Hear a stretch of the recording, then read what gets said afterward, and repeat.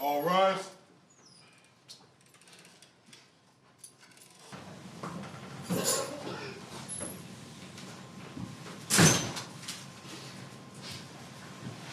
Thank you, Sheriff. Y'all may be seated. Mr. Lewis, call your next witness, please. Thank you, Your Honor. State calls Peter Lickwar.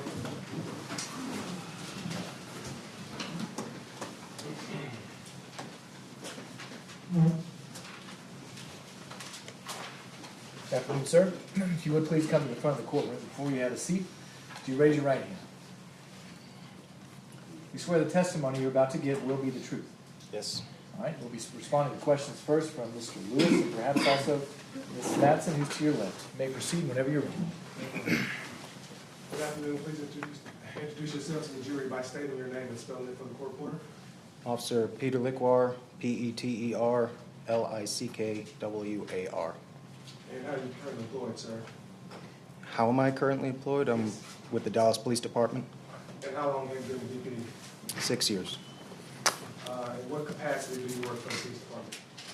I'm currently in the patrol division in a unit called deployment, where I work in a plainclothes capacity. Okay, and there's a particular part of town that you work in? The Central Division. Okay. Just kind of briefly state your background, your training, and your experience for the members of the jury.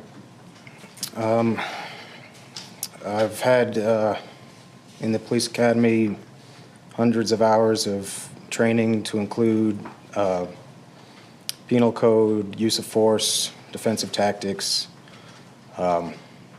driving, SFSTs. Outside of the academy, I've continued education. To include tactical surveillance, SFST updates, continuous updates required by the state every 2 years. Yeah, I'm not sure how more specific you need me to be. Sure, that's fine. Were you with the Dallas Police Department on January the 18th, 2007? I was. 17. And what were your duties on that particular day? I was a patrol officer. My duties required answering 911 calls and just patrolling, again, the Central Division. And what time was your shift at that time? 11 p.m. to 7 a.m. All right. And do you recall receiving a call for service at a location at 4700 East Side Avenue in Dallas, approximately 5 a.m.? I do. Okay. And were you with someone or were you alone that day? I was riding with Officer Evans, my partner. Okay. Yes, sir. What was the nature of the call that you received? I believe it was a suspicious person call, where the information given was a vehicle was parked in the back of a parking lot of an apartment complex, and the license plate was given on the call sheet, and when we ran it through our system, it came back as a stolen vehicle. Any information about any occupants in the vehicle? Not that I can recall. Okay. And had you been to that particular location before that date? I don't know if I'd been there before that call. I know I've been there several times since. Okay. So you mentioned that there was an officer who ran a license plate and came back and the report stolen. Is that correct? Yes, sir. Besides that single fact, any other information with regard to specific detail about the background of this vehicle? Besides that fact, no, sir. Okay. And so when you actually responded to the scene, were there any other officers there at that time? I believe Officers Hopkins and Alish were already there on the east side of the complex. Myself and Officer Evans pulled up on the west side. There were two entrances on either side of the building to the back parking lot. And when you got to the location, what did you do? Well, we formed a line where Officers Hopkins and Alish were already standing because the vehicle appeared to be occupied based on fogged windows. Let me back you up a little bit. Not mean to cut you off, but did you proceed into the scene with your vehicle, or did you go in on foot? I'm sorry. We pulled into the driveway stopping at the back side of the building, not pulling fully into the parking lot. Okay. And then you proceeded on foot towards the back parking lot? Correct. Was your vehicle blocking the alleyway? Was it parked on the street? Do you recall? It was blocking the alleyway. Okay. All right, so you were kind of describing, you actually located the vehicle, is that correct? Correct. And where was it located within the apartment complex? In the southeast corner of the parking lot. Okay. And were you able to determine at that time whether or not there were any occupants inside the vehicle? We couldn't get a positive confirmation when we first arrived. Again, the windows looked foggy, so we assumed it was occupied. Okay, so what did you do at that point? The four of us stood on the line trying to call out to the occupants of the vehicle to see if we got any kind of response. No response was seen. During that time, I believe Officers Hess and Kimple arrived, and they actually pulled a squad car up closer to the vehicle in question, and then they sounded a police siren. Okay, let me back up a little bit. So at this time, we've got 6 officers at the location, is that correct? Correct. Is there a particular reason why so many officers responded to that kind of call? Well, given the fact that it was reported stolen, those stolen vehicles are sometimes taken by violent means, and if not taken by violent means, then often used for violent crimes. And so at the time when we were calling it out, we were considering it a what's called a felony traffic stop, which is not necessarily something that it doesn't have to be done in traffic or during traffic, but that's just the term we use to describe the means by which we empty the vehicle. Okay, and just to kind of back up a little bit, you had mentioned that stolen vehicles are sometimes taken by violence. Again, any specific information with regard to this particular vehicle that you were aware of? Not that we had been made aware of, no, sir. Okay. All right, and you mentioned, I guess the plan was to do a felony stop. Was that communicated amongst all you guys that were on scene? I don't remember it being specifically communicated. We're trained to do that way when we're dealing with a stolen vehicle that could be occupied, and that's for safety reasons. Okay, can you describe what a felony stop is for the members of the jury? Basically, all the officers would stand, at the time of the incident, we would stand even with the front and passenger door frames of the squad car and give out verbal commands to have first the driver of the vehicle exit, hands first, and then subsequently all the occupants of the vehicle. Now, since then, the technique is to give commands from the rear of the squad car. But once the driver would exit the vehicle, we would have them walk back towards us, give them commands to have them lie prostrate on the ground, where we would then apprehend them. And then we would challenge the car for any other occupants and continue in the same fashion for anyone else who came out. Okay, so you mentioned loud verbal commands. You had mentioned the squad car being pulled up and the siren activated, or the loud horn. Any response to any of that at that time? Not that we could tell, no, sir. Okay. At what point do you realize that somebody's actually inside the vehicle? So it was parked next to an Astro van, and I was trying to maneuver so that I could see inside the front windshield. But before I could gain that position specifically, I heard one of the other officers on scene say specifically that he saw movement in the car, so that I fell back and got in line with the rest of them. At some point, one of the officers states that the car is occupied and that the occupants were sleeping. Do you recall hearing that at the time while you were on scene that morning? Yes, sir. Okay. And so, what did you do at that point? So you got back in line, and then what happens at that point? So after I fell back in line, we continued verbal commands for the occupants to exit the vehicle or to show us their hands. those commands were not complied with. Instead, we saw the car being turned on you could see the brake lights were getting lit up. The engine started. And during this whole time, we were given verbal commands to see hands, something to show that they were complying with us. Sometimes people aren't thinking, they'll turn the car on to lower the windows to show their hands or something like that, but none of that took place. Instead, the vehicle was put into drive. It rammed the fence in front of it. The fence didn't give way, so it backed up. At that point, I believe Officer Hess maneuvered our squad car, or the squad car that they had pulled up, closer to the suspect's vehicle. Okay. So let's take it step by step. So the vehicle comes on, correct? What do you do once the vehicle comes on? We're continuing to give commands for them to show their hands, to come out of the vehicle. Did you back up? Did you stay where you were? Did you move forward? I was positioned near the squad car and kind of between the squad car and the Astro van, so not directly in line with the way the suspect's vehicle could easily get me, at least not yet.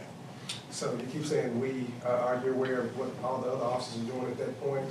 Not all of them, no, sir. Okay. So my questions are directed towards what you did, and I'll ask you a follow-up question if I want to ask about what another officer did. Okay. All right, so vehicle comes on.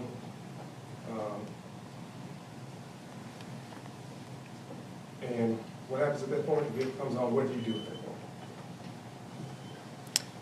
Well, like I said, I was between the squad car and the Astro van, continued to give verbal commands. There was no compliance, so the vehicle goes into drive, rams the fence in front of it. The fence doesn't move, so the vehicle goes in reverse. At that point, the squad car that I'm standing next to is pulled up a little bit to what I assume is to close the gap so they can't gain momentum. And when the vehicle's put in reverse, it hits the squad car. So when the vehicle comes on, are you able to see inside at that point as to what the occupants are doing? Not clearly, no, sir. I could see that there was movement, but beyond that, I couldn't tell what they were doing because of the fogginess of the windows and the lighting was poor. Okay, and as to the order of events, I believe the squad car came back and struck the squad car first, as opposed to going forward and hitting the fence. Do you recall the point in time where the vehicle, the Dodge Journey, comes into contact with the squad car? Yes. Okay. Tell us what you observed and where were you standing at that time? I was next to the squad car, on the right side of the squad car, I guess. I observed it make contact. Then it pulled off of the squad car again and went in reverse a second time. This time the wheels turned so that it could clear the squad car, backing out of the space. Let me go back to the collision between the two vehicles. Did you see what caused the collision? Were you able to see? It appeared to me that the suspect's vehicle ran into the squad car. Do you recall the defendant pulling the squad car closer to the vehicle at that time? Yes. Okay. But he had stopped prior to contact being made. Okay. Would you describe the collision, ramming by the vehicle to the squad car? Yes. Okay. Why would you characterize it as a ramming? Well, when when the vehicle was put into gear, it's not like they were easing out gently. I mean, it seemed to be accelerating at a high rate of speed, given the short distance.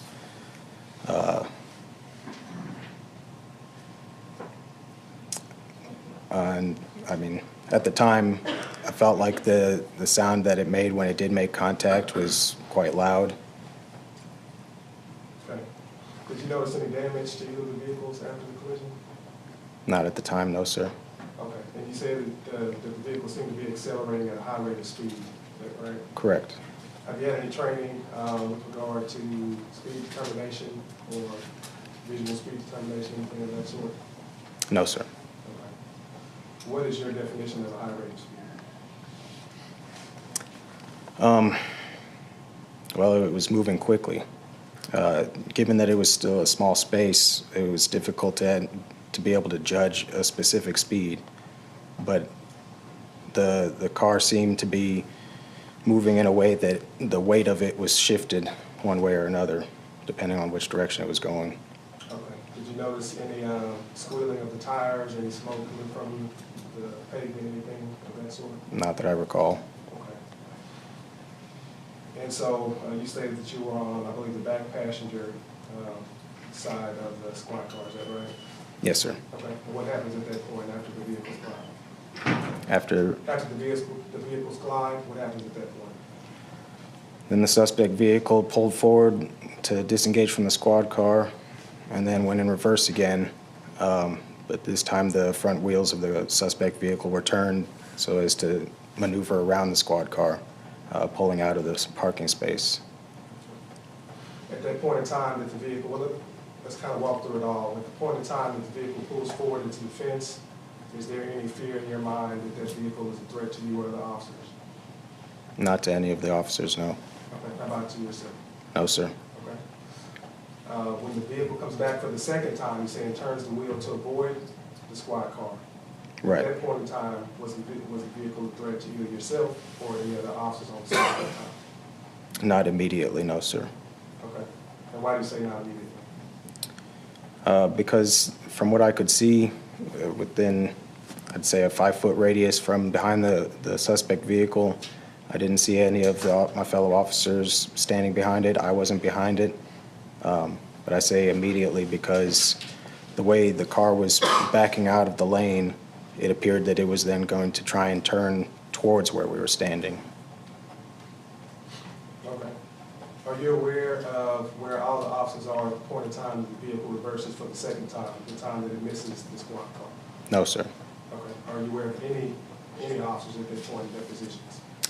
I was vaguely aware of Officer Alish and Evans being to my right side and Officer Hess being on my left behind the squad car with me. What about Hopkins and Kimball? I do not know their specific whereabouts. So you said at that point in time that you could actually see behind the vehicle to a certain degree, is that right? To a certain degree, yes, sir. And you could not see anybody behind the vehicle at that point? Correct. Okay. And so in your mind, there's not imminent threat of either serious bodily injury or death to any officers at that time? Is that right? Not as far as I could see, not from the vehicle going in reverse. Okay.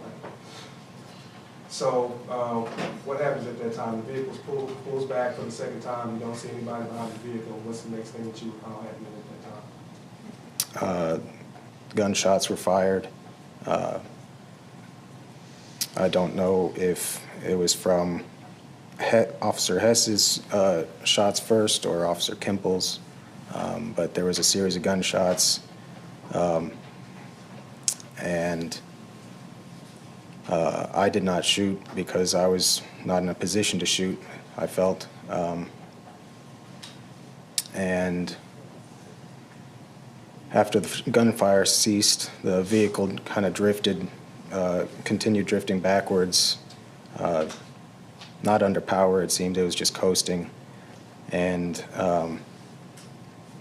from that point, we could see in through the shattered windows. Okay, let me stop for 1 second. Going back to the moment in time right before the shots, you stated that you didn't shoot because you were not in a position to shoot. Is that correct? Correct. What do you mean that you weren't in a position to shoot? Why was that? Well, first of all, I was behind the squad car to some degree or another. I'm only 5'6", so seeing over the car is kind of difficult. Besides that, I also felt like I wasn't in line with my fellow officers as far as a firing line. We're taught to shoot side by side, not one in front or behind the other. So I didn't feel like I had a safe vantage point to shoot without possibly hitting one of my fellow officers. And the third reason would be that we're trained to be aware of our target and background. With the vehicle being the only weapon in play that we could tell, the target would have been the driver, and I didn't have a clear sight picture of the driver. And so, you had mentioned that you were able to see behind the vehicle, and the vehicle at this point in time did not appear to be an imminent threat to any officers. Say that you were in a position to shoot, would you have shot based upon what you saw at that time? I don't know that I could speculate that. Well, I think you testified that at the point in time that right before the shot, you could not see anybody behind the vehicle, correct? Correct. So would you shoot in that situation if nobody was behind the vehicle? I probably wouldn't. Okay. With regard to training, as far as moving vehicles are concerned, are you familiar with your general orders on firing into moving vehicles? Yes, sir. Okay, and what do they state? The general orders say that we're not supposed to fire into moving vehicles. Okay. What are you supposed to do instead? If at all possible, just get out of the way, let it drive off. Okay. And so obviously, you were not in a position, based upon your testimony, to be struck by the vehicle. Is that right at that time? Not right at that time, no, sir. Okay. Did you see any other officers moving around at that time just prior to the shots as the vehicle reversed for the second time? No, sir. Okay. Would you expect them to move in that situation? And move which way? I'm sorry, if they were behind the vehicle, would you expect them to move out of the way? Yes, sir. Okay. So when the gunshots went off, were you surprised at your gunshots at that point? To be honest, I was. And why was that? Well, I mean, anytime shots happen in the field, it's going to surprise you, unless you're the one pulling the trigger. But given the vehicle's direction in reverse, it was surprised that the shots happened at that specific time as opposed to waiting for the car to be put in drive again to actually approach us. But looking back, I feel like waiting that long would have put us all in danger. You are aware that the law requires that to use deadly force, it has to be immediately necessary. Is that right? Yes, sir. So you just testified that based upon your observations, the vehicle coming back, there's nobody behind the vehicle. Would that be immediately necessary at that point? It depends on how you define immediate. Because, What's your well, as I said, the vehicle's moving in reverse to pull out of the parking space, and the direction it was backing up indicated that it would then turn towards us. So is immediate a couple seconds? Is it a half second, a split second? It kind of depends. Okay, but your testimony is the point in time that the vehicle's backing up, nobody behind the vehicle, correct? Correct. Did the vehicle ever come towards any officers forward? Not that I could see. Okay. Were you aware of any weapons inside the vehicle prior to the shots? Prior to, no, sir. Okay. Did you see anybody with a gun inside the vehicle prior to the shots? No, sir. Did you know the individuals inside the vehicle? No, sir. Did you have any information about them at all? Other than they were in a stolen car, no, sir. Okay.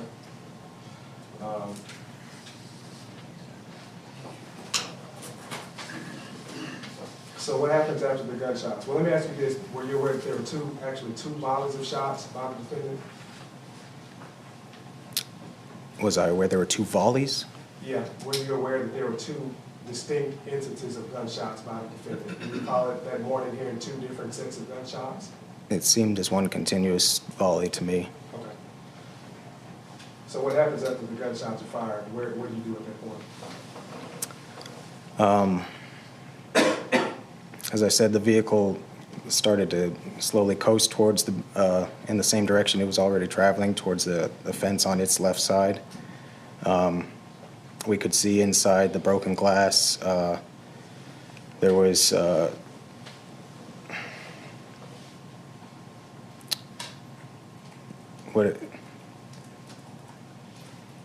We could see that the driver was incapacitated. We couldn't see if there was a passenger in the car. But at that time, we maintained the line. Officer Hess called for an ambulance and announced that shots were fired over the radio. How were you able to see that the driver was incapacitated? What did you see from your vantage point? That she had been laying back in the seat, didn't appear to be moving. That's as far as I could remember seeing. Okay,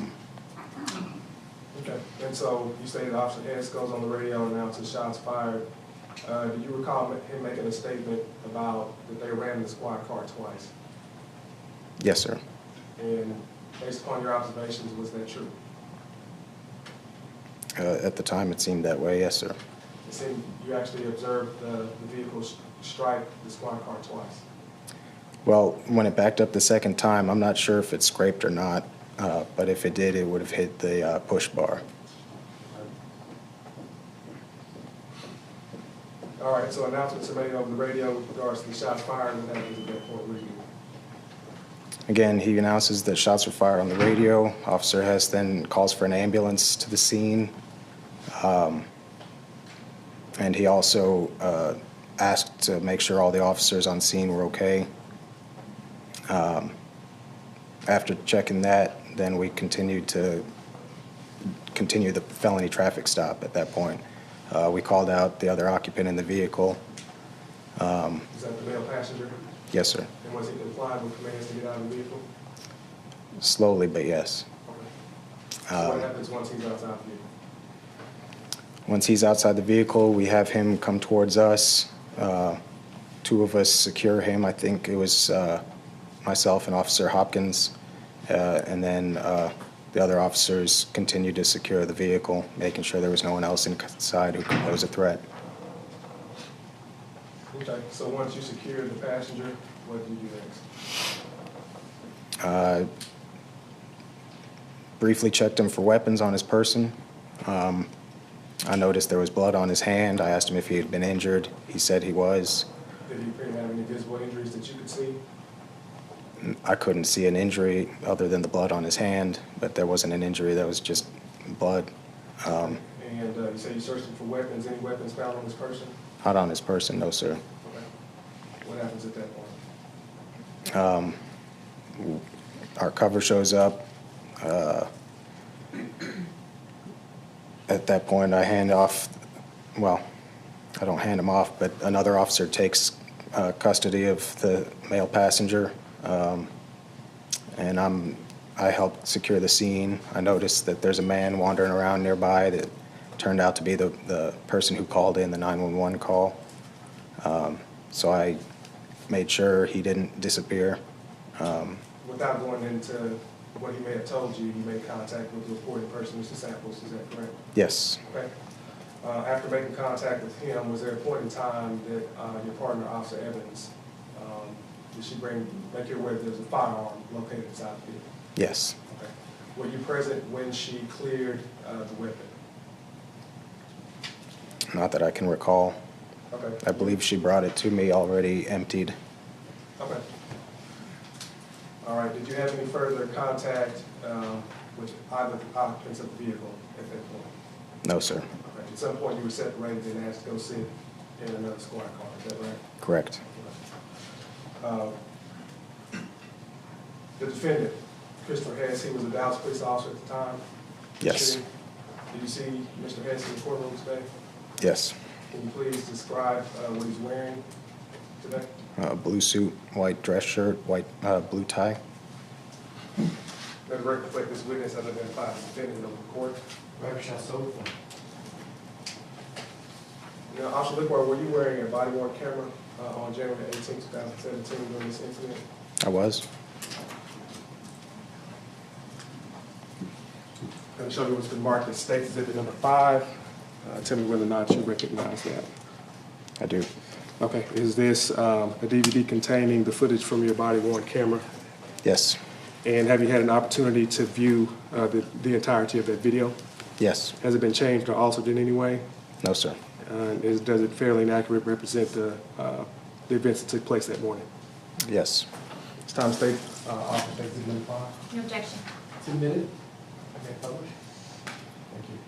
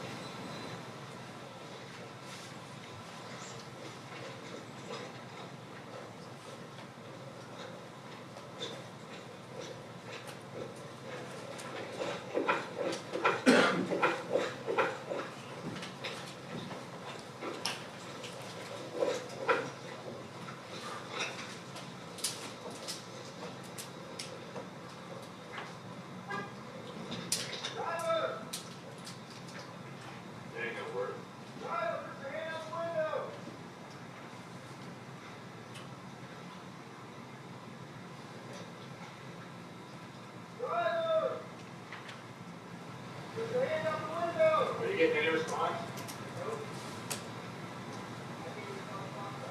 Alright. I've got foggy windows.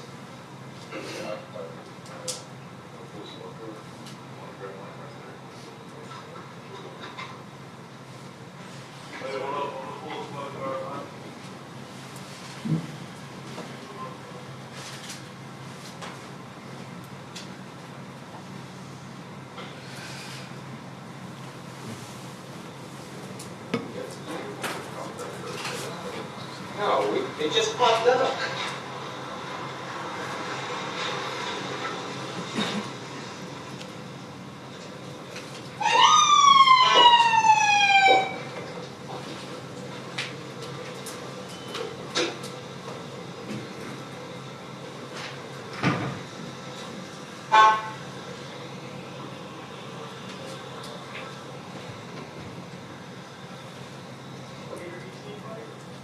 Not from here.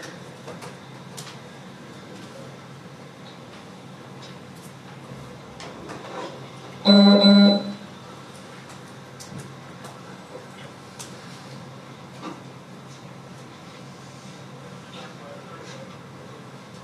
me see your hand! Let me see your hand!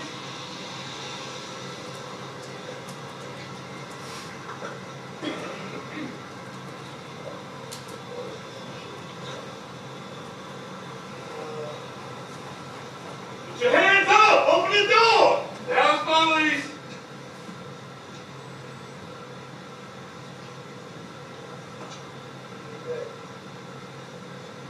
Now, police! Show your hands!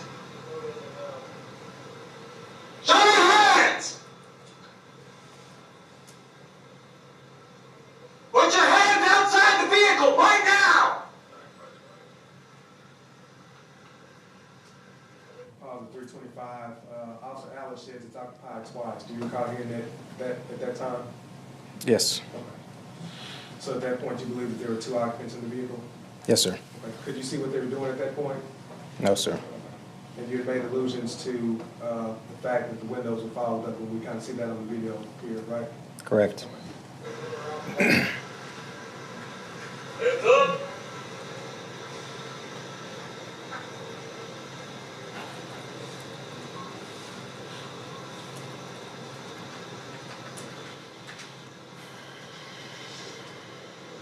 Let me see your hands!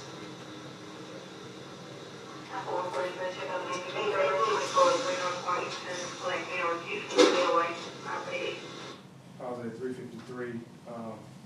Did you see the defendant pulling the squad car up as the vehicle was coming backward? Yes. Okay. Take a look again, but it appears as though both vehicles are moving at the same time.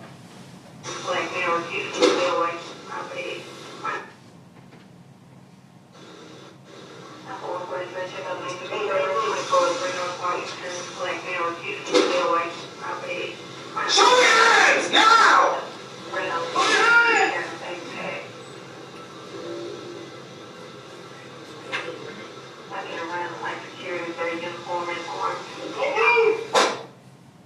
Stopped at 406, and I'll run it just a little bit, but you had testified that it appeared as though the vehicle was accelerating at a high rate of speed, right? Correct. Did that appear to you to be a high rate of speed when we just watched?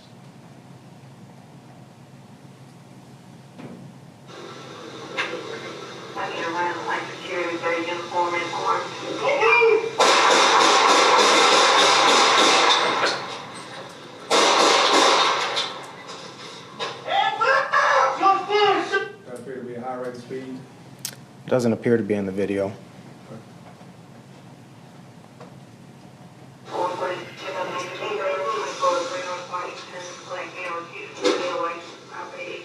Show your hands now!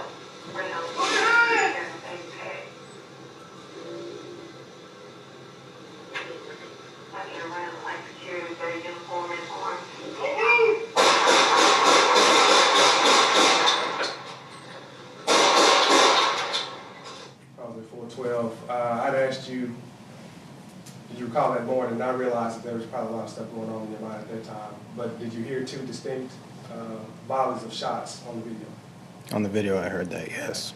Did you recall that morning that the vehicle paused after the first volley of shots and continued to go backward, and then the second volley of shots? I don't recall it from memory, no, sir. Okay. Shots fired! Shots fired! 4700 East Side, Black parking lot!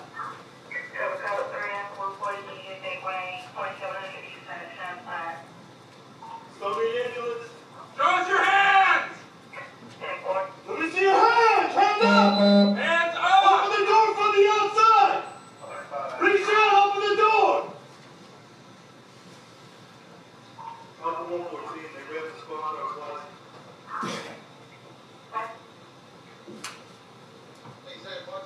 I was at 447. We heard Hess make the statement over the radio that they ran the squad car twice, right? Yes. From watching the video, did you see that happen? I only saw one time. Like I said, if it grazed the front push bar, the second time, that would have been when the shots were going off, so I couldn't hear from the video. Open the door from the outside! Open the door from the outside!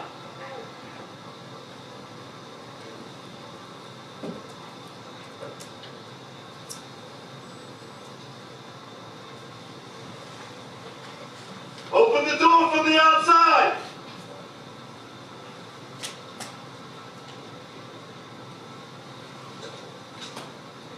You guys okay? Everybody all right? Yeah. Open the door! Step up, get on your knees! Step up, get on your knees! Now! Now, slowly! What? On your knees towards me! Go ahead, one out of the car. Walk on your knees towards me! Keep moving! Keep moving! Who else is in the car? Who else? Keep moving. Move towards me. Move towards me. Keep coming. Keep coming. Keep coming. Keep coming. Hands on your head. Do not fucking move. You understand me? Do not move. I got him.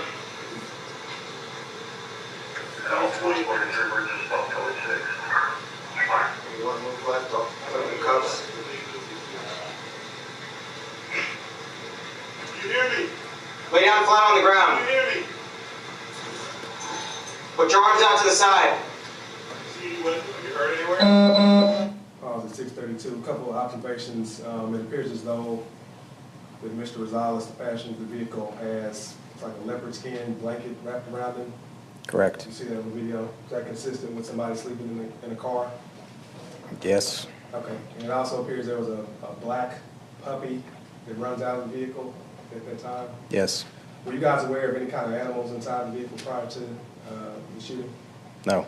Okay, and do you know what happened with the dog after that point? I believe Animal Services was contacted to collect it.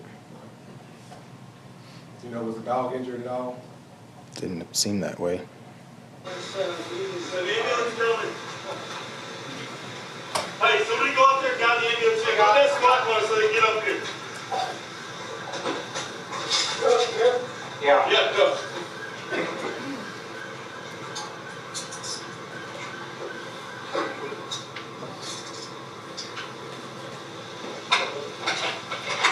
Do you have any weapons on you? Is there anything I need to know about? No needles, knives, anything like that? I'm gonna ask you one time, are there any weapons in this car? Huh? Yes? I said no. Are you injured? Which arm? Your left?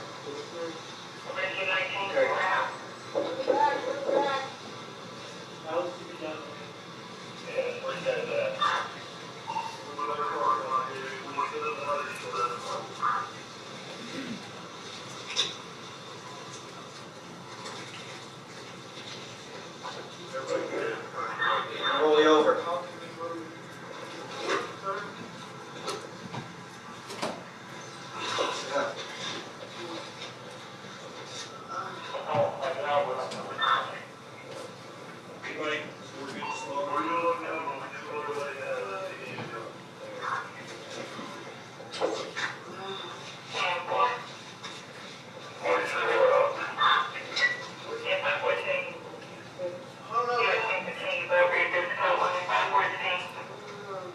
How many?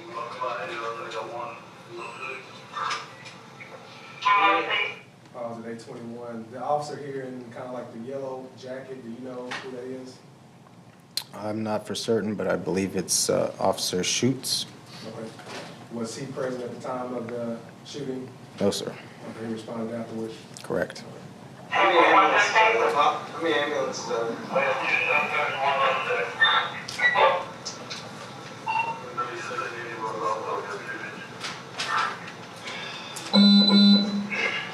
Are you good? You're? Yeah. All right. I'll take a breath.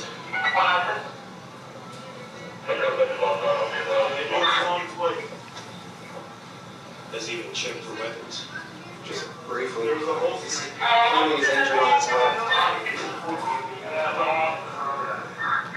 Be still, okay? Be still. You'll pat him down, make sure you. Yeah. Listen to me, what's your name? Do me a favor. Roll over your side for 2 seconds. Right now. Make sure you don't got a gun. It's all right. Just relax. Make sure you got anything and we'll go from there. Sit up.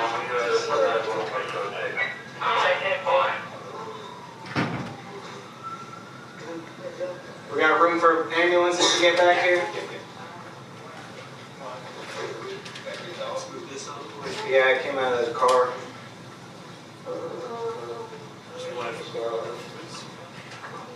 I think I heard Dennis coming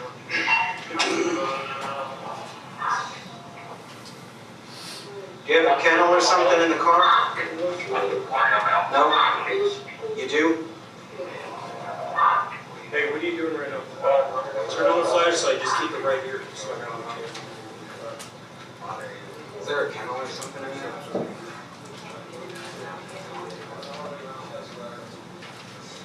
Okay, who all fired? I did. Okay.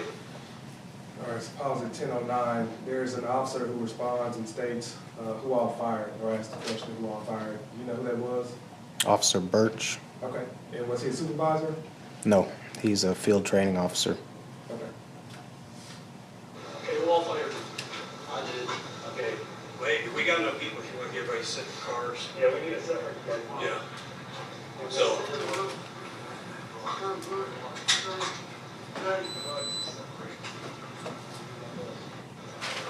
All right, so pausing the video at 10:22. For efficiency purposes, we're going to skip forward to 16:30. So at some point, you testified between this point and what we're going to go to, you locate the reporting person, you speak with him, right? Correct. Okay. I'm going to fast forward to 1630.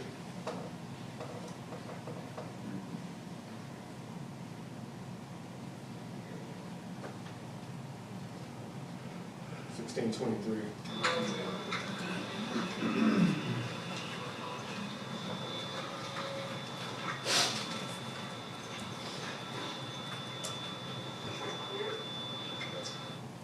$1635, just orient the jury. Officer Evans is to the right of the screen. Is that correct? Yes. Who is this officer here shining the light? That's Sergeant Miles. Okay. Is he a supervisor? He is. Okay. And what is Officer Evans doing at this point? I believe she's trying to figure out how to clear the weapon. Okay. And this would have been the weapon that was located inside the vehicle?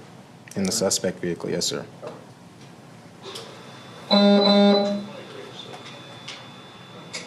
Here, let's drop the magazine.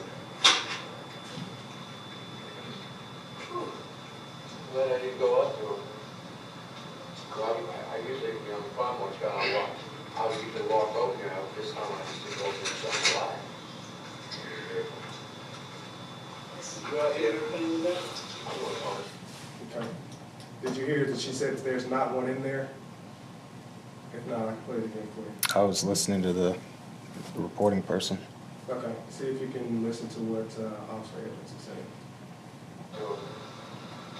Well, I usually, you know, the farm once got on It's walk. tough to hear, but I'll represent to you that she says there's not one in there, meaning that there's not one in the chamber. All right. Okay. If there's not a bullet in the chamber of the gun, and somebody pulls the trigger, will it fire? No, sir. So if somebody wants to fire the gun, they would have to actually chamber around before the gun would fire. Is that right? That's correct, but that doesn't take any time at all. Okay. But in this case, there was not one in the chamber, correct? It doesn't seem that way, no, sir.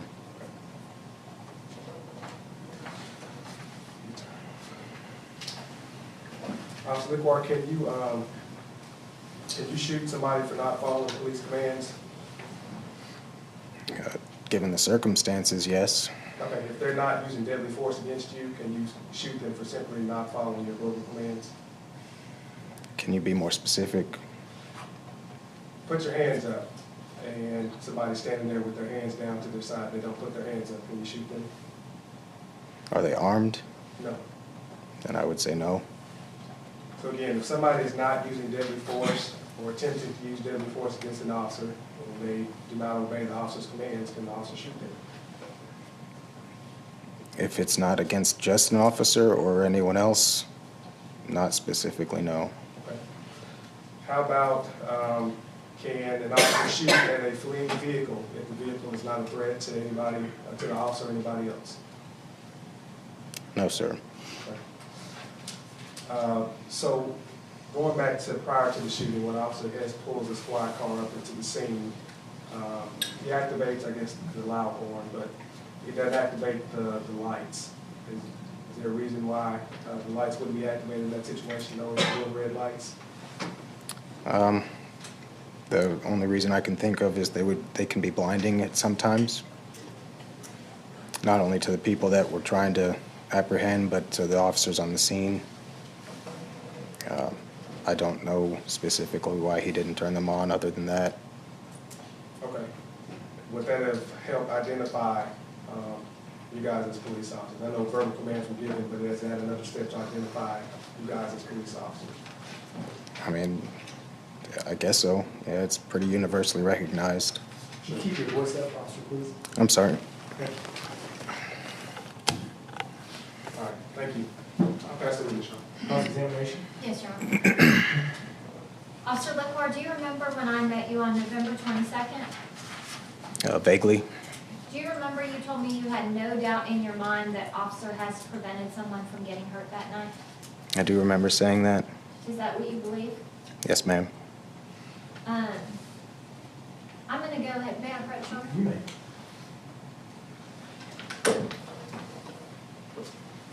Here's what we're going to do, Officer Lickwar, so that you feel comfortable. I'm going to step down and we're going to play parts of your body cam, okay? And Okay. I have a diagram that somebody at the scene made that night. I'm going to talk to you a little bit about positioning. where you were and kind of the significance of some of the things happening on your body worn camera, okay? Okay. You've never seen this diagram before? No, ma'am. Defense Exhibit 11? Does that look like the scene at the end of the night?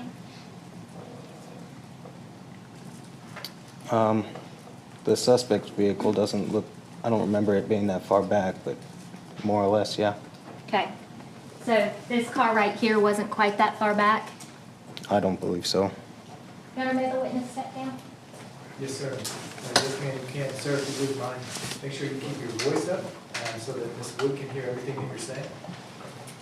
Okay, that's perfect. Just stand right about there so that she can hear you. You were saying that this car didn't look like it was quite so far back. Correct. And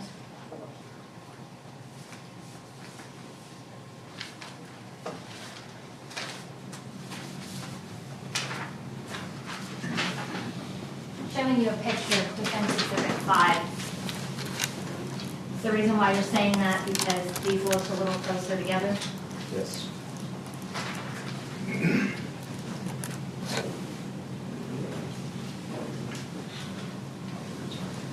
Does this photograph, Defense Exhibit number 5, show the space that was in between the squad car and the stolen vehicle?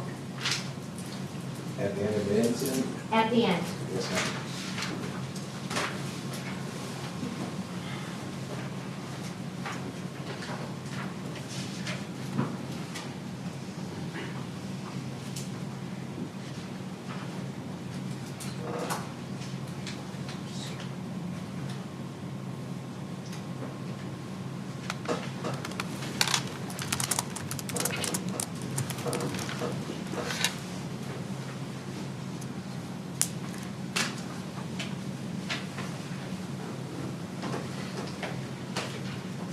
Okay, show me on this diagram where you are at this time. It would be far over this way on the east side of the complex. There are two driveways coming in on either side. I'm sorry, west side of the complex. Okay. Keep watching the body cam for me.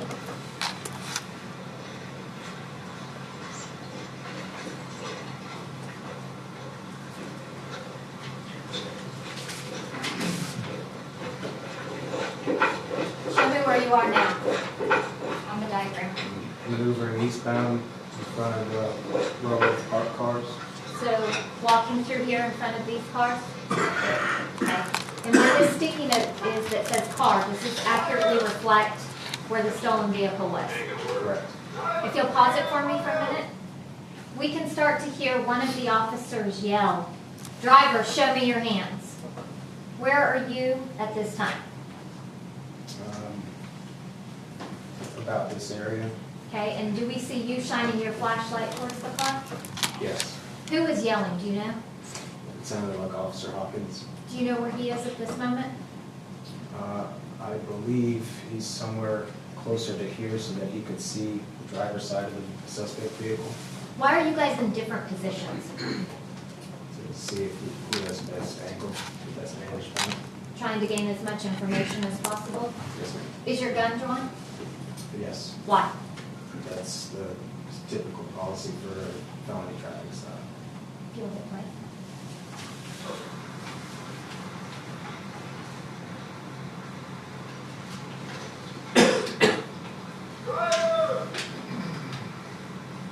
Are you getting any response? Alright. I got foggy windows. Pause. Is that you? That was me that said that. You were noting foggy windows? Yes, ma'am. What's the significance of that? Just told him that we couldn't see into the car. Okay. Does it indicate whether or not it's currently or recently been occupied to you? Yes. Why? Well, you can see at least in the Astrid van that those windows aren't fogged, that vehicle's unoccupied. It was a cold night, and if somebody's been in it, it would be fogging up the glass. Field it right.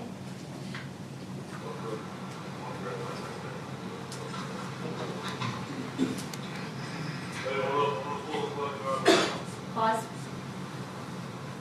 We hear somebody say, "Okay, hold up, I'm gonna pull a squad car up here." Who is that? I believe that was Officer Hess. And he was saying hold up before you approach the car? Correct. What was the reason to pull the squad car up before you guys approach? It's best, if at all possible, to have hard cover, meaning something that you could hide behind that might stop a bullet. So he was providing hard cover before you guys got closer to that vehicle? Correct. You'll hit play?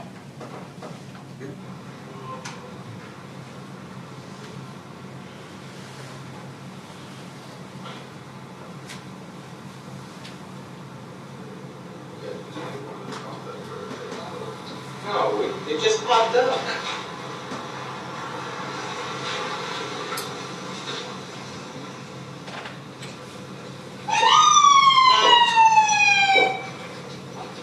Can you pause it there?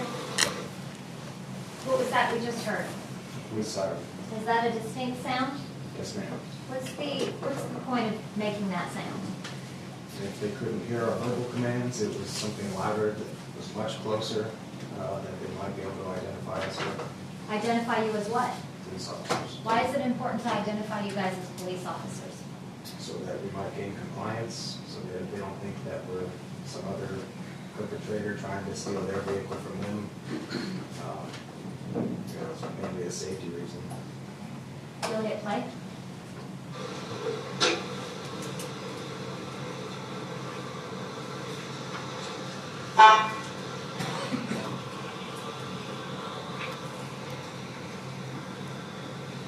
Pause.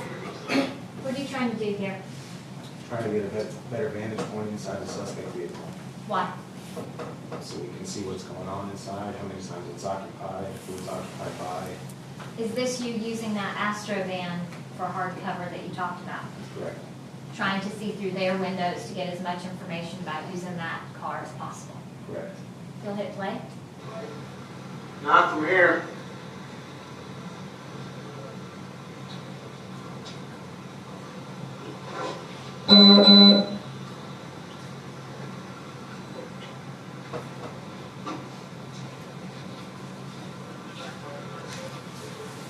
Pause. Your hand! When you went behind that vehicle, what were you trying to do? Since we saw that the side windows had been fogged, I was trying to see if the windshield was also fogged, if I could maybe get another vantage point from there. Can you tell me exactly where every fellow officer is at this moment? No, Why? I didn't have any line of sight with them. My concentration was focused on the suspect vehicle. Why is your concentration focused on the suspect vehicle?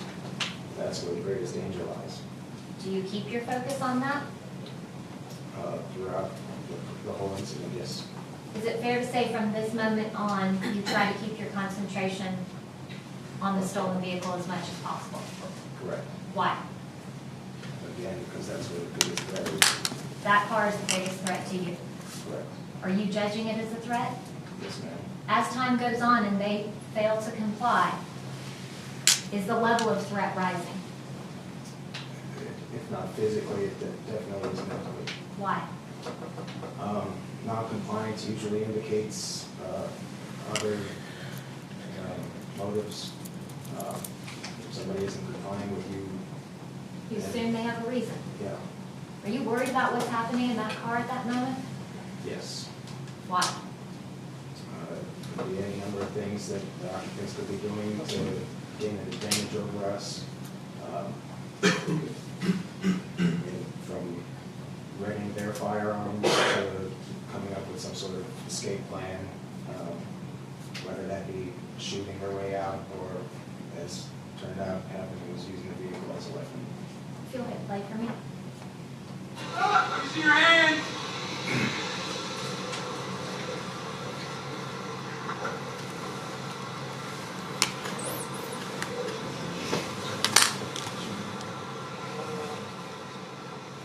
Your hands up! Open the door! Down, police!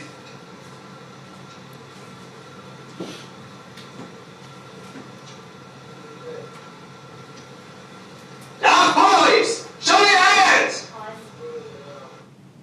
How close are you to when you say that to the vehicle? Show me on the diagram, as best you're able. I was here. Okay. And about how far was that vehicle from you? 7 or 8 feet, maybe. Closer, further than where I am from you right now? I'd say that's about it. Are you yelling when you yelled Dallas police? Yes. Yelling loud? Yes, ma'am. Do you believe it would have been audible to the people in that car? I believe so. At this point, you have had multiple commands of who you are and what you want them to do. Has there been any sign that they are complying? Not that we can tell, no. Any sign at all? No.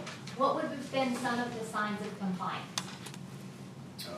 Maybe someone peeking out the window to see us, showing their hands against the glass, opening the door, sticking their hands out first. No sign of any of that. Maybe a call, somebody yelling back. We hear you, we're coming, it's okay. Did you hear any of that?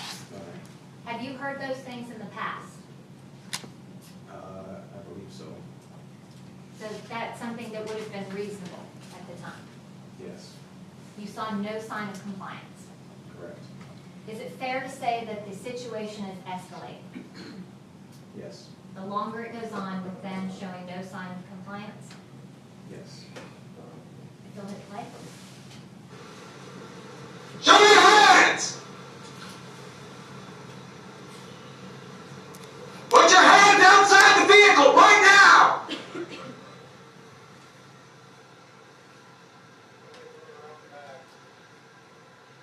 Hands up!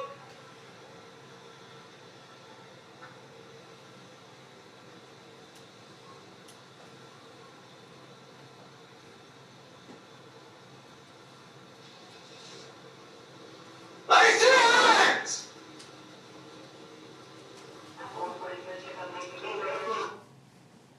At this moment, where are you positioned? I dropped back from the front right corner of the Astro van to probably closer to the opening of the door of the squad car. Why did you drop back? We saw the lights coming on in the vehicle, and Speak louder. we saw the suspect vehicle lights come on, and I believe it was Officer Hess said, hold back. So we kind of basically all fell back in anticipation of the vehicle start moving.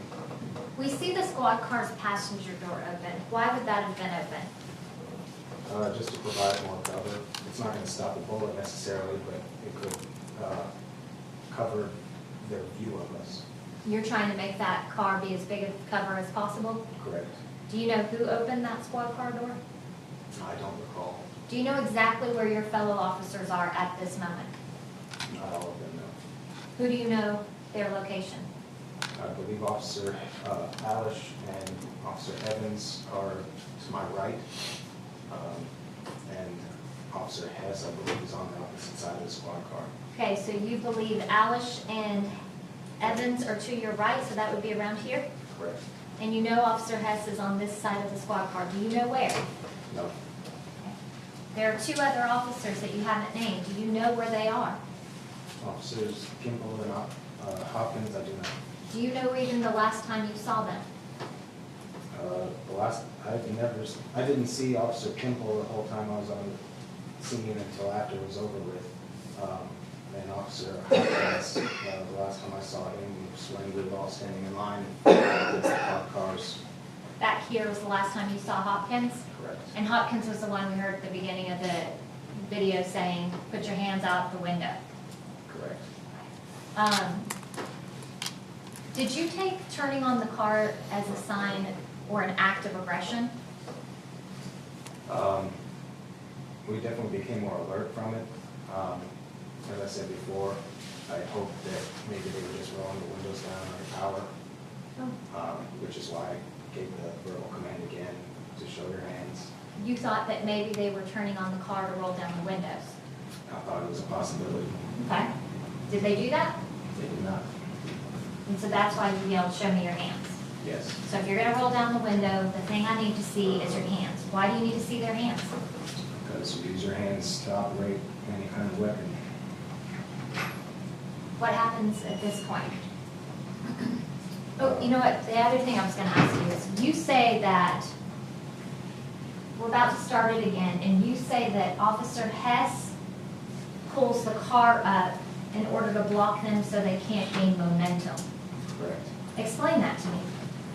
So the more space you have, a moving object has, the faster it's able to go, as long as it's under power. So if my foot's on the accelerator and I push it, the more room I have to gain speed, the more speed I can gain. Correct. So giving them less room to gain momentum is providing more cover for the officer. Correct. Why would that be important? Well, given that that's a sport utility vehicle, it has more weight than a squad car, so it could easily push a squad car out of the way, given enough speed. We're going to watch the next part, and we're going to watch it a couple of times. I'm going to ask you questions, not only about what you see, but about what you hear.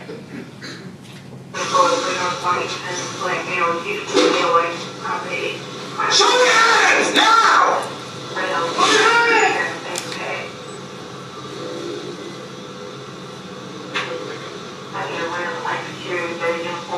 Okay, if you'll go back 20 seconds. We see this car go back and hit the squad car, and then you see the passenger door swing back and forth. Is that from the stolen vehicle hitting the squad car? Yes. And then if you listen, you hear the engine rev a couple of times. Did you make note of that in your statement that you gave right after the scene? I can't recall without looking at it again. I'm going to press play again, and there are two separate times where you hear that car rev, correct? I believe so, yes, ma'am.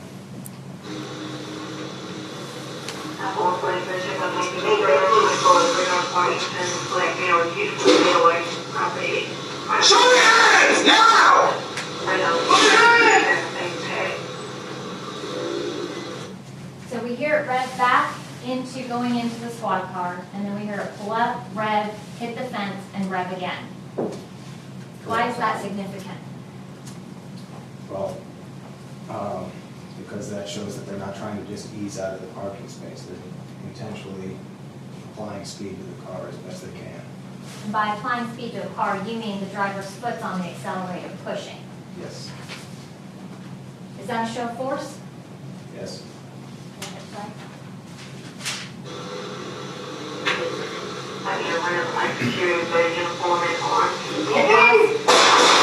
The moment we hear before Officer Hess shoots, do we hear the car rev again? I believe so. You'll rewind it 10 seconds.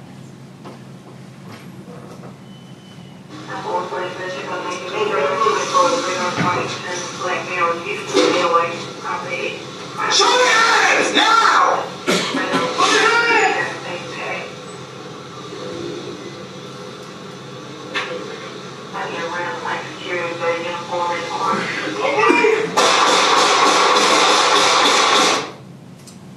So at that moment, we can see the front tires turn and hear the car that somebody is pushing the accelerator, correct? Yes, ma'am. Is that where you say the car wasn't just lifting back, was it? Correct. Somebody's foot was on the gas pedal. Yes. Somebody's foot was applying pressure. Correct. Was that significant to you? Yes. Do you know where your fellow officers are at this moment? Not all of them. Who do you know their location on? Well, I don't know specifically. I assume that Alice and Evans were still behind me or to my right somewhere. Why do you assume that Alish and Evans are back there behind you? Because they would be, I trusted that they would position themselves in a spot of safety. And is that where you last saw them? Yes. Did you turn around and check? No. Why did you not turn around and check? Because my eyes are on the threat. Is that where your eyes are supposed to be? Yes. Even though your head can turn, where is your focus supposed to be? On the threat. So you assumed that two officers were in the location you last saw them, and you kept your focus on the threat. Correct. And that's what you're trained to do. Yes, ma'am. You can hit that again.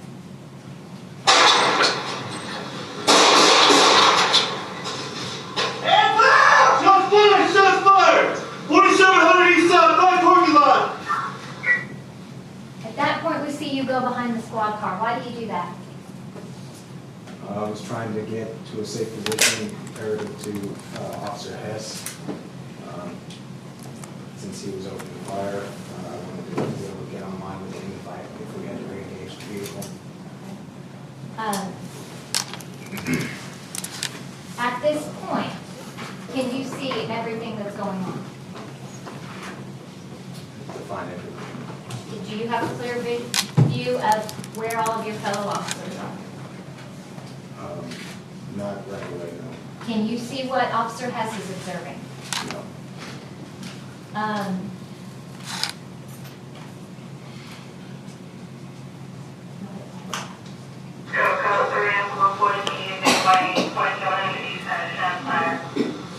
Somebody in the ambulance.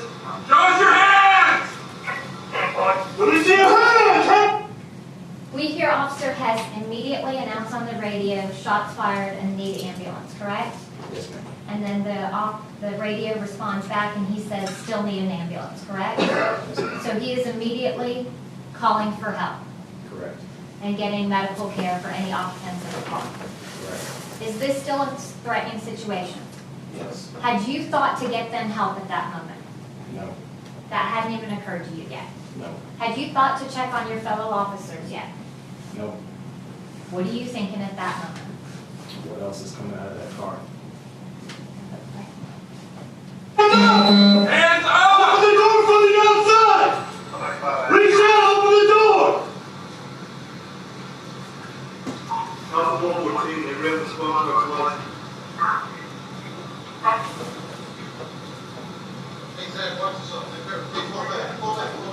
Open the door from the outside! Open the door from the outside! You'll pause there. We heard somebody say, hey Zach, watch yourself right there. Fall back, fall back. Who's Zach? Zach is Officer Hopkins. Who's speaking? Officer Kimball. Somebody's concerned about Hopkins' position. Correct. Go ahead, play.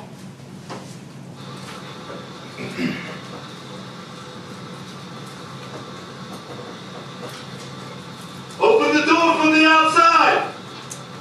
If you look in the side there, you can see that they're having the passenger reach through the window to open the door, correct?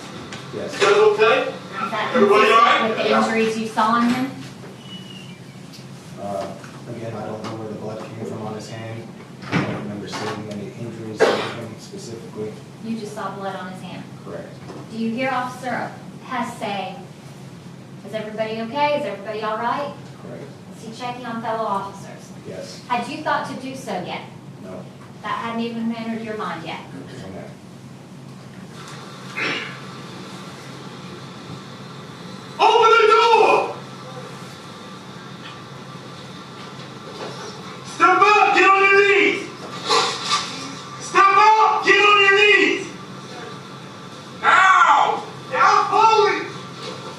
What? On your knees towards me! Go ahead. One out of the car. Walk on your knees towards me! Keep moving! Keep moving! Who else is in the car? Who else? Keep moving! Move towards me! Move towards me! Keep coming! Keep coming! Keep coming! Keep coming! Hands on your head, do not fucking move. You understand me? Do not move! I got him.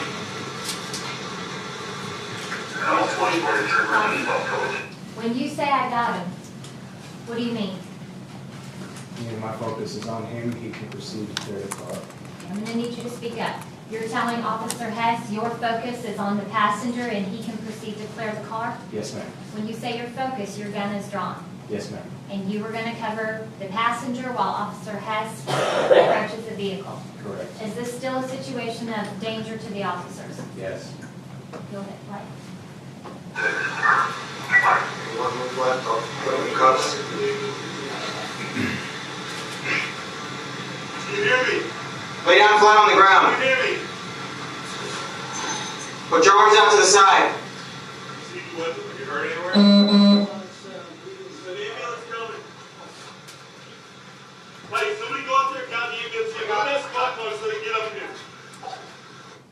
Officer Hess is telling somebody to go out and guide the ambulance and get the squad car out of the way. Had you even thought to do that yet? No, ma'am.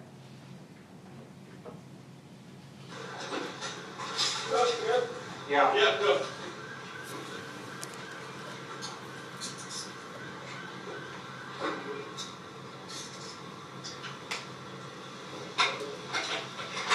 Do you have any weapons on you? Is there anything I need to know about? No needles, knives, anything like that? I'm gonna ask you one time, are there any weapons in this car? Huh? Yes? At this point, Officer Hess is asking the passenger, I'm going to ask you one time, are there any weapons in this car? How does he respond? He says no. Is that a lie? Yes. There was a loaded gun in that car, correct? Correct. Is that why you don't just take people at their words? Correct. Is that why you continue to hold them at gunpoint while you pat them down? Well, we usually detain them in handcuffs before we pat them down, but yes, he was at gunpoint until he was put in cuffs. And you have to pat them down and make sure they have no weapons on them or within their wingspan, correct? Yes, ma'am. And even after all of this, that man is lying to you guys about what's in that car. Correct. Are you aware that he was not allowed to legally possess a firearm? I was not aware. So no. Are you injured? Which arm? Your left? Great.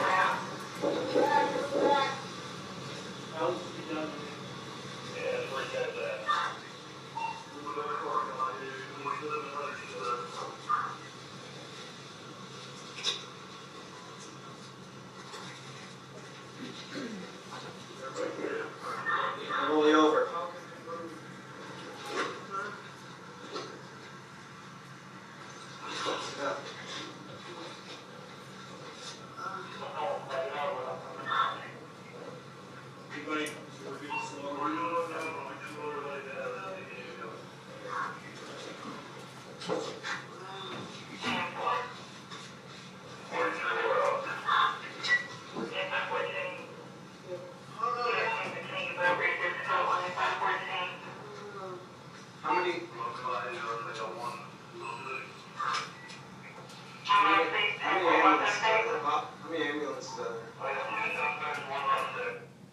At that point, you're asking how many ambulances are there, correct? Yes, ma'am. Are you trying to make sure there'll be 2 ambulances because there's 2 injured parties now? Correct. Is this the first time you kind of start to think about those kind of decisions? Yes, ma'am.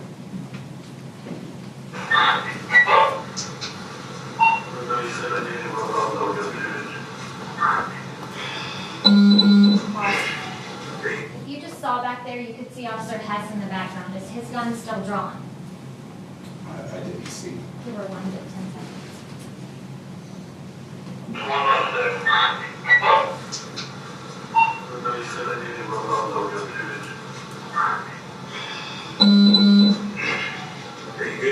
Yes, it appears to be. His gun is still drawn and he's still standing at the passenger side Correct. watching that car? Yes. And there are other officers searching it? I don't know what the other officers are doing at this point. Okay, Take a breath. good. Pause. What did you just say there? That wasn't me. That was the officer in yellow. He told me to go ahead and take a breath. What does that mean? He was offering to take over control of the suspect because we had just been involved in a shooting. This officer didn't know who was involved in what capacity, so he was basically relieving me from a high-stress environment, giving me the option to step back for a minute. And did you need to take a breath? Honestly, at the time, I didn't know what I was supposed to do next. This was my first officer-involved shooting I was privy to in this capacity. In hindsight, you probably needed a breath at that moment, didn't you? Yes, ma'am.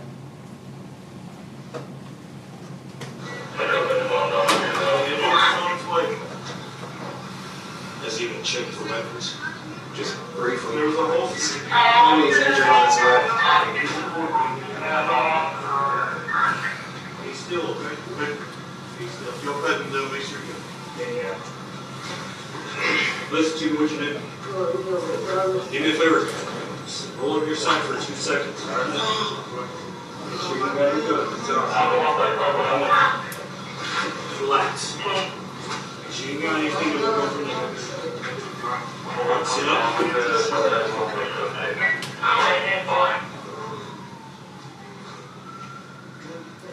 We got enough room for ambulances to get back here?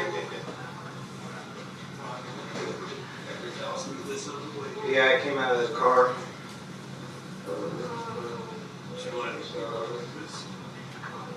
I think our dentist coming out.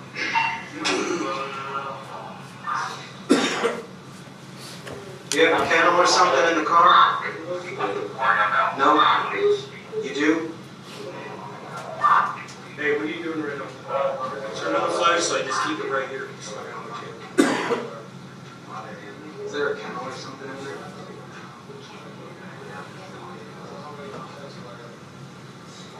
Okay, wall fire. I did. Okay. Wait, we got no people. Can we get everybody sit in cars? Yeah, we need to sit in cars. Yeah. So.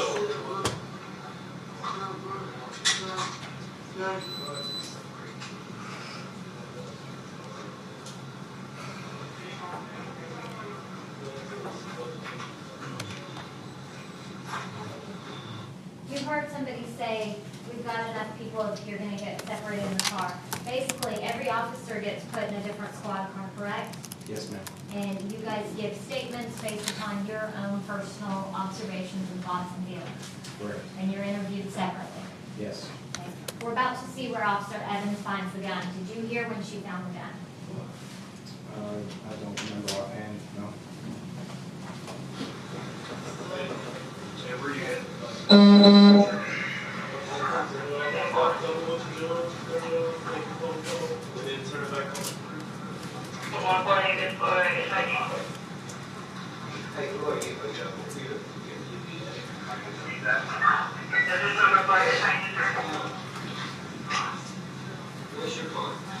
We're parked on this side of the complex. Can I help you? Sir, who are you? Okay. I need you to stay back. Who is this? This is the person who called in the 911 report. So this is the 911 caller? Yes, ma'am. And this is the point where you say you stay with him from that point on, correct? Correct. Because he is a witness that will be interviewed. Correct. For a second, okay? Just stay back. Sorry, hang on. Hang on, please. Yes, sir. At this point, if we're no longer using the demonstrative, I'm going to ask that the witness take the stand and take the sheet. All right, it's 2:30. Members of the jury, if you would please retire to the jury room for our 15-minute break. Please don't discuss the case among yourselves, and please don't do any independent research. All rise for the jury. Ms. Matson. He does have a good point. We haven't referred to that thing in a little while. If you want to refer to it, go ahead. I'm so sorry. Be mindful of that, okay?